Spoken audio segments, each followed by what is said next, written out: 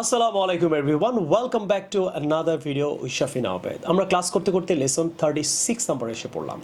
আশা করি 35 পর্যন্ত আপনারা যারা যারা ক্লাস করেছেন বাংলাদেশে বা বাংলাদেশের বাইরে, তারা সবাই বইটা অনেক বেশি অর্ডার করছেন এবং আপনারা এত বেশি আমাকে কমেন্ট করছেন অ্যান্ড আমাকে ইন্সপায়ার করছেন এই ভিডিওগুলো করার জন্য। এই জন্য আপনাদের অনেক বেশি ধন্যবাদ। বাট এই বইটা আপনারা আরেকজনকে সাজেস্ট করবেন, দুইজন ফ্রেন্ড মিলে বইটা প্র্যাকটিস করবেন, দেখবেন, লিখবেন অ্যান্ড পড়বেন।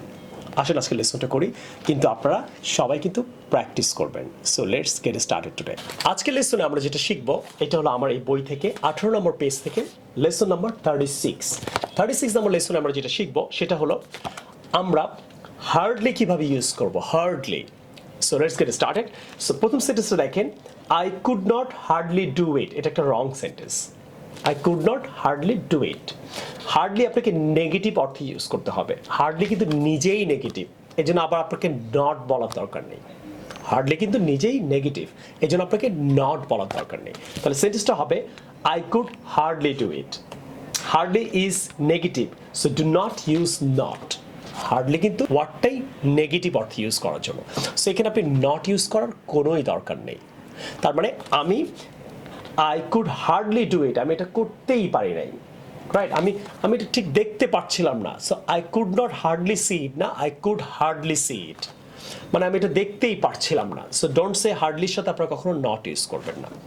সো আপনি মনে করেন অ্যাপেল ফোনটা ইউজই করতে পারছিলেন না, don't say I could not hardly use it.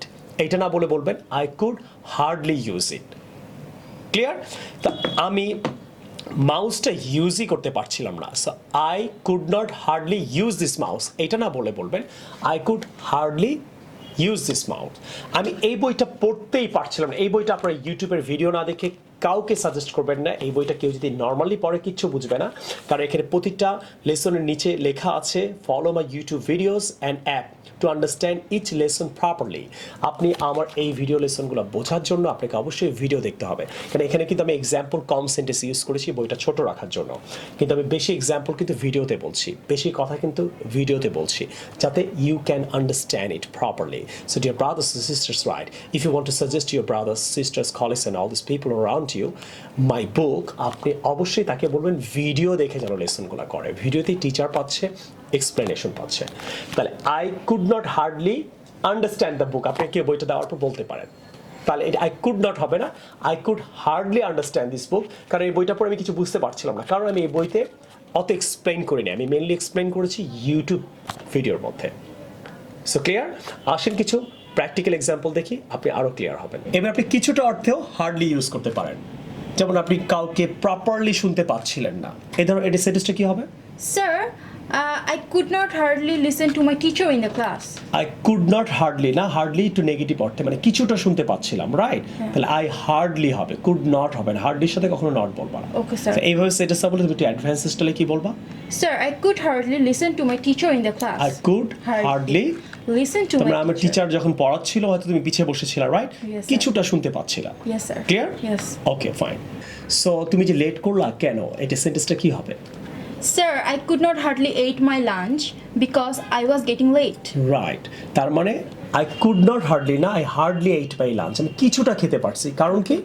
কারণ আমি দেরি হয়ে যাচ্ছিল। তাহলে ও কিছুটা খেতে পারছে, এখানে কিন্তু কিছুটা অর্থে বোঝাচ্ছে, এটা কিন্তু পুরো নেগেটিভ অর্থে না। Is that clear? সো আবার সেন্টেন্সটা কি হবে? Why are you late? Sir, I could hardly eat my lunch because I was getting late. I could not বলবা না, তাহলে Okay, কি sir. বলবা? Hardly. I Hardly. Could hardly eight my lunch. তার মানে তুমি কিছুটা খেতে পারছো নাকি একদমই খেতে পারো নাই? Sir, কিছুটা খেতে পারছো, কেন? কারণ তোমার দেরি হয়ে যাচ্ছিল। আশা করি এই এক্সাম্পলটা আপনি আরেকটু বেশি ক্লিয়ার হলেন। কোনো কিছু সার্টেনলি নট, অবশ্যই না, এই ক্ষেত্রে আপনি হার্ডলি ইউজ করতে পারেন। সার্টেনলি নট না বলে আপনি বলতে পারেন হার্ডলি। সো এটা আমার ফল্ট না, এটা ইংরেজি কি? নর্মালি আমরা কি ইংরেজি বলি? Sir, it's certainly not my fault. It is certainly not my fault. এটা না বলে তুমি এখানে হার্ডলি বলতে পারো। Okay, sir. কি বলবা? Sir, it's hardly my fault. It is hardly my fault. আবার হার্ডলি নট বলা যাবে না। নট কেন বলা যাবে না? কারণ হার্ডলি নিজেই নট হিসাবে হ্যাঁ, হার্ডলি নট হিসেবেই ব্যবহার হয়। সো হার্ডলির সাথে আমরা নট বলবো না। Okay, তাহলে বলবো this is hardly my fault, মানে এটা অবশ্যই আমার ফল্ট না। তাহলে এটা তো তোমার বই না, এটা তো আমার বই। Yes, sir. This is certainly not my book, এটা না বলে সেন্টেন্সটা কি বলতে পারি? Sir, this is hardly my book. Hardly my book. So অনেক সময় আমরা ইংরেজি ছবিতে বা কেউ অ্যাডভান্স ইংরেজিতে বলে হার্ডলি স ইউ, অনেকে বুঝতে সমস্যা হয়। This is hardly my fault, বুঝতে সমস্যা হয়, কারণ আপনাকে এই অ্যাডভান্স ইংরেজিগুলো শিখতে হবে। আশা করি সবার লেসনটা আজকে অনেক বেশি ভালো লাগলো। অবশ্যই বেশি ভালো লাগলে আপনারা order this book right now, bKash করে বাংলাদেশের মধ্যে আপনারা নিতে পারবেন। আর যারা বাংলাদেশের বাইরে থাকেন, ইন্ডিয়াতে থাকেন, আমাদের হোয়াটসঅ্যাপ নাম্বারে নক করলে আপনি ইন্ডিয়া থেকে বই নিতে পারছেন, আমেরিকা থেকে নিতে পারবেন, অস্ট্রেলিয়া যে কোনো কান্ট্রি থেকে নিতে পারবেন, হোয়াটসঅ্যাপ অ্যাড হবেন। এবং ইংল্যান্ড অ্যান্ড ইউরোপের যে কোনো কান্ট্রি থেকে অ্যামাজন থেকে আপনি নিতে পারবেন, লিঙ্কটা নিচে দিয়ে দিলাম আমি। এবং আপনাদের রিকোয়েস্ট করব আপনারা বইটা অবশ্যই আপনারা হাতে নিয়ে দেখবেন, লিখবেন, পড়বেন এবং অনেক ফ্রেন্ড কলিগদের বইটা সাজেস্ট করবেন। I will see the new videos some other time. Take care. Allah Hafiz. Assalamu alaikum.